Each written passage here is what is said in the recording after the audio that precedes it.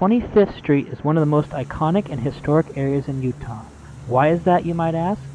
Because of the Ogden Union train station in downtown Ogden. Originally, the station was a fully functioning and working station. Originally opening in 1924, the Union Station is about to celebrate its 90th birthday next year in 2014. The station is of course no longer in operation, but that does not stop visitors from coming through daily. The station is open from 10 a.m. to 5 p.m. Monday through Saturday. Before entering the museums inside, visitors can walk through this rail yard and take a look at all the trains from the history of locomotive. Tours are also available of the rail yard outside, weather permitting. There's even a restaurant on site known as the Union Grill, where visitors can see all the trains and eat at the same time. Union Station also allows events such as weddings and dances to be booked for evenings and weekends when the museums close for the day. Inside the station there are several locations and museums to visit after paying an entrance fee that ranges up to $4 a person. Just inside the station next to the ticket window there is the Utah Cowboy and Heritage Museum, which displays the history of Ogden's cowboys and other Old West information. There are several different museums inside the station, 4 to be exact. The Utah State Railroad Museum, the John M. Browning Firearms Museum, the Browning-Kimball Classic Car Collection, and the Utah Cowboy and Western Heritage Museum, as we just saw. Let's start by looking at the Railroad Museum, which is, of course, the station's main attraction. The first thing to notice about the Utah State Railroad Museum is that it puts a great emphasis on the completion of the Transcontinental Railroad, which oddly enough occurred right here in Utah in Promontory Point near Brigham City in 1869. The Standard Examiner when the railroad was completed in 1869.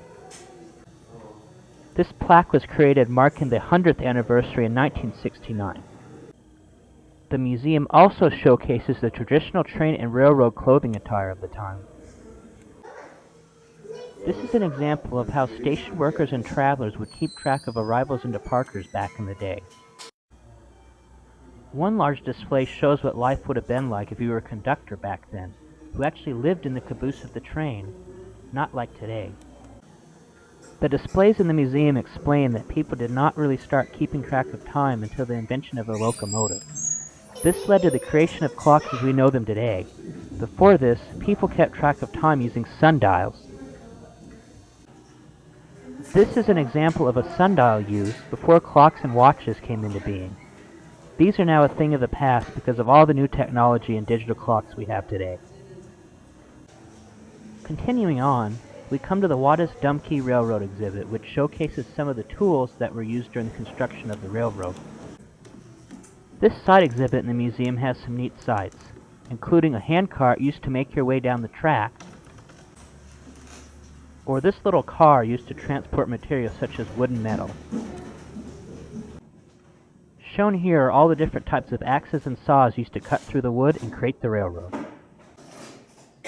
The last thing to see in the Wattis Dumkey Railroad exhibit is this little room that is a recreation of what it would have been like to be in the driver's seat of a train.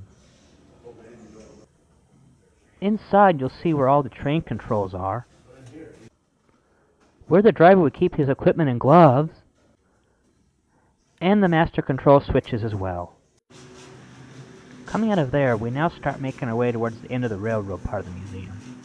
But before that, we see a large collection of model trains, some of which can be purchased at Warren's Train Shop at the other end of the station. This is a small replica of Ogden with a small model train coming through the station. Once you're out of the Railroad Museum, you can go right into the John M. Browning Firearms Museum, located right next door and up the stairs.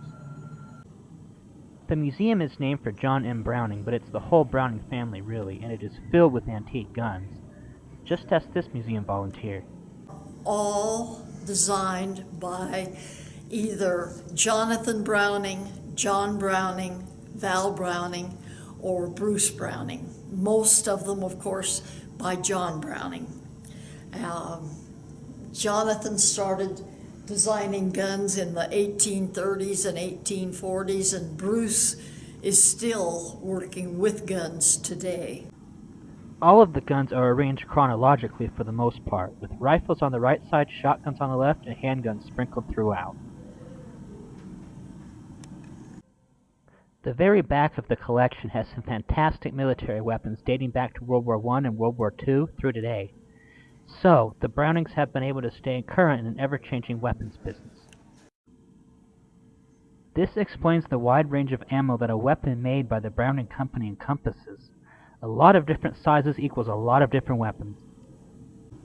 Lastly in this section, there is the recreation of what John M. Browning's gun shop looked like back in the 1800s and shows just how much work really went into the manufacturing of these weapons. The last stop on the list is the Browning-Kimball Classic Car Collection, which houses several classic automobiles including Cadillacs and Lincolns. Classic car exhibition of museum, and we got cars that are luxury cars and antiques and all makes. Pretty cool.